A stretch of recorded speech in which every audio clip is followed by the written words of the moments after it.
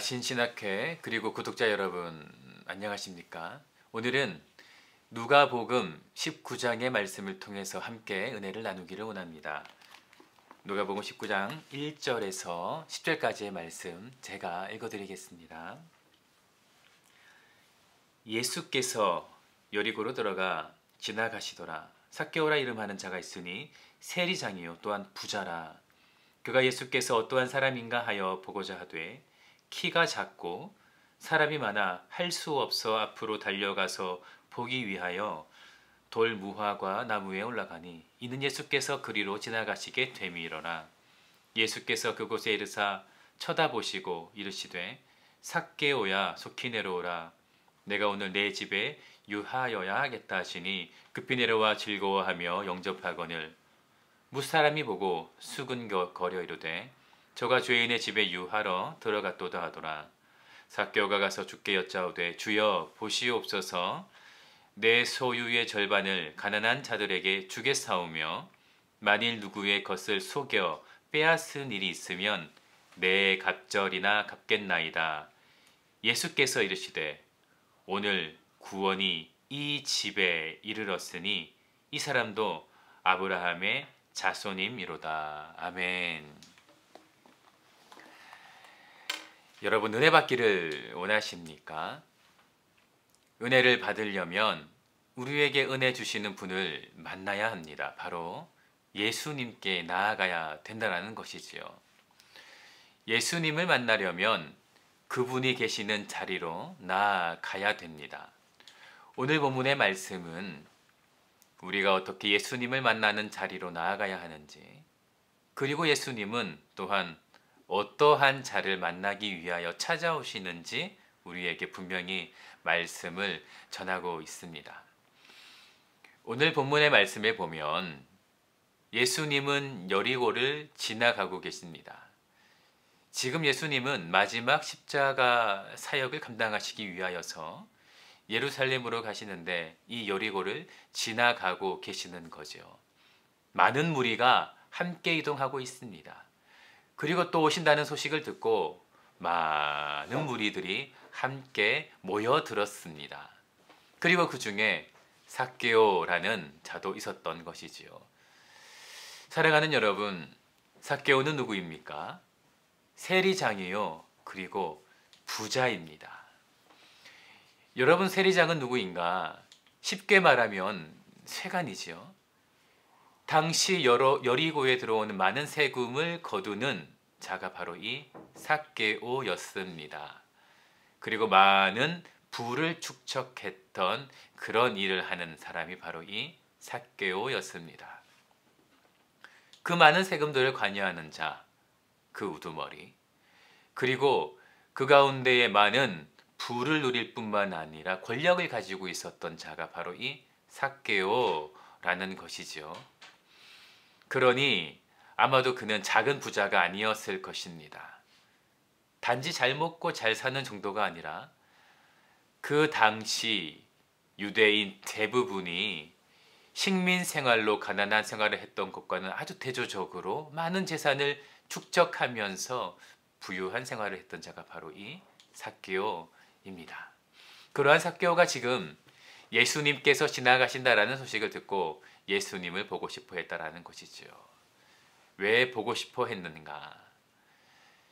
예수에 대한 소식과 소문을 듣고 그저 궁금해서 예수를 찾았는가? 아니면 세관장으로서 그 지역에서 권력을 가지고 힘 좀 쓰는 위치에 있는 사람이기에 그저 유명한 예수를 한번 보고 싶어서 찾아왔을까? 아니지요. 아마도 그 안에 있었던 해소되지 않은 그 누구에게도 말할 수 없는 자신만의 그런 영적인 갈급함이 있었기에 그는 예수님을 찾았을 것입니다. 그가 어떻게 예수님을 찾았을까? 여러분, 오늘 본문의 말씀에 이 단어를 보면 마치 생동감 없는 것처럼 느껴지지만 전혀 그렇지가 않습니다.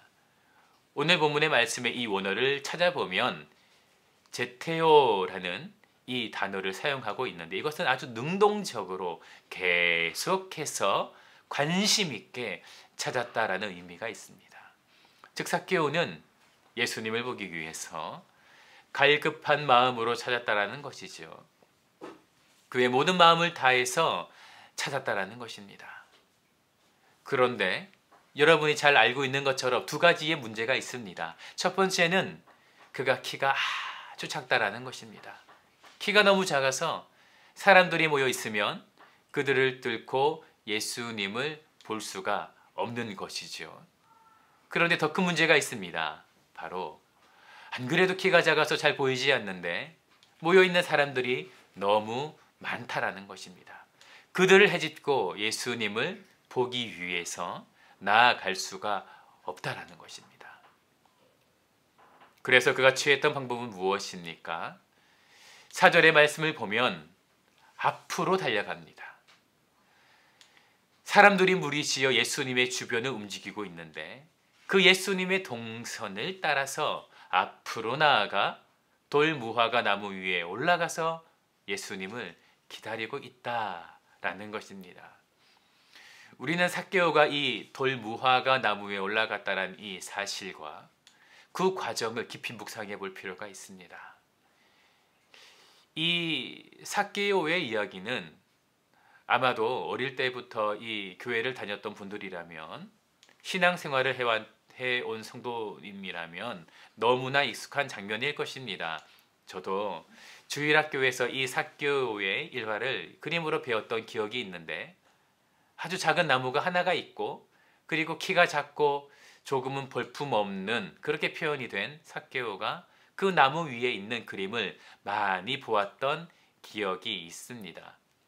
그래서 우리는 이 삭개오라 하면 키가 작고 뭔가 볼품이 없고 그러한 사람으로 인식하기 쉬운데 사실은 그렇지 않죠.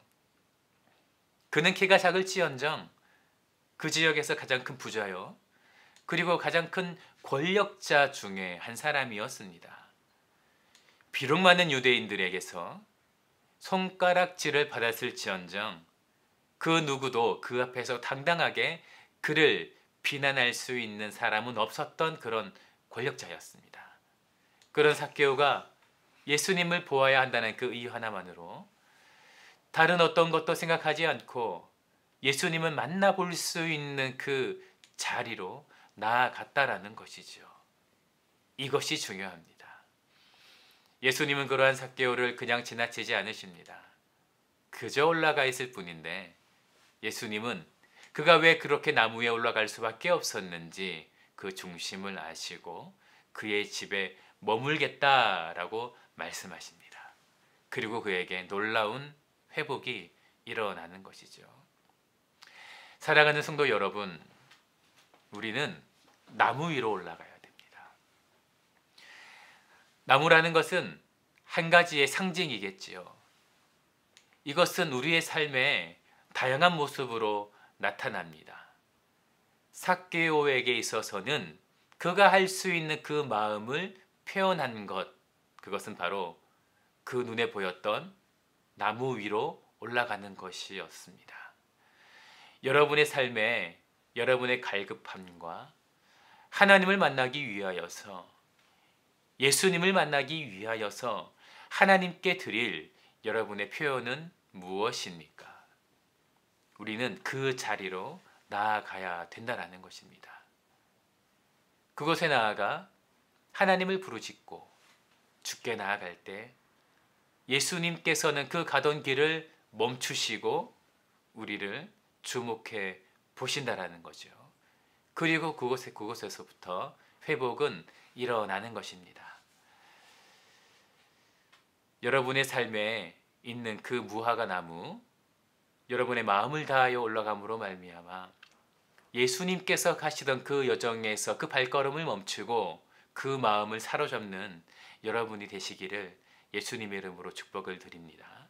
또한 그 가운데에서 하나님이 주시는 회복을 경험함으로 말미암아 온전히 여러분의 소원함을 이루는 여러분의 삶이 되시기를 예수님의 이름으로 축복을 드립니다.